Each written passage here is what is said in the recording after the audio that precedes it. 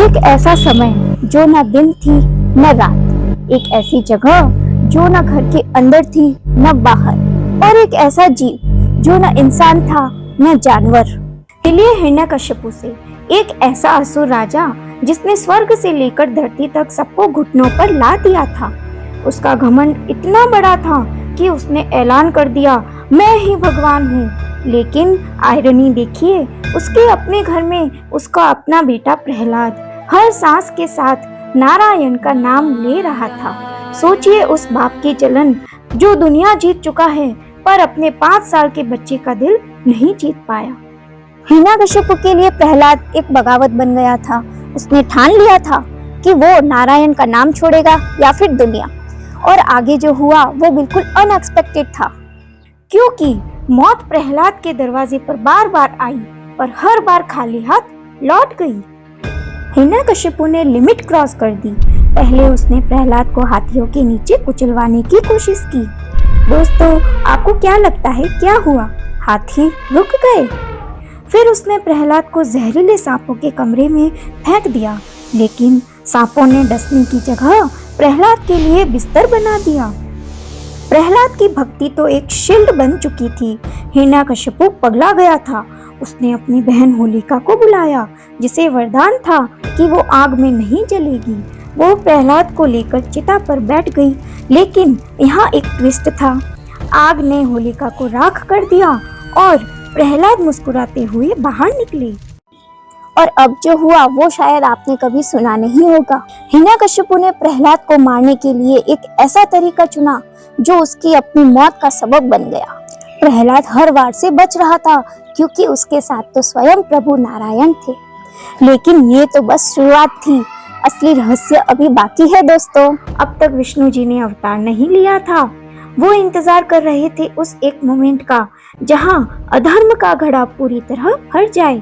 दोस्तों, क्या आप जानते हैं कि नरसिंह अवतार को विष्णु जी का सबसे अनप्रेडिक्टेबल अवतार माना जाता है, क्योंकि ये गुस्से और प्रेम का एक ऐसा मिश्रण है जो सृष्टि में पहले कभी नहीं देखा था। अब कहानी वहां पहुंच चुकी है जहां से वापसी का कोई रास्ता नहीं। हिरण्यकश्यपु ने प्रहलाद को एक लोहे के खंभे से बांध दिया। वो चिल्लाया, कहाँ है तेरा नारायण? क्या इस खंभे में है? प्रहलाद ने शांति से कहा, वो तो हर जगह है। तब गुस्से में हिरण्यकश्यपु ने उस खंभे पर अपनी गदा से प्रहार किया। एक धमाका हुआ, खंभा फटा और उसमें से जो निकलकर आया उसने काल को भी डरा दिया। भगवान नरसिंह। आधा शरीर शेर का, आधा इंसान का।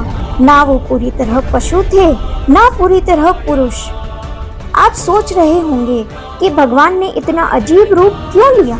एक्चुअली हिरण्यकश्यपु का वरदान ही ऐसा था, ना कोई इंसान मार सके, ना जानवर, ना दिन में ना रात में, ना अंदर ना बाहर। नरसिंह देव ने उसे पकड़ा, चौखट पर ले गए, जो ना अंदर था ना बाहर।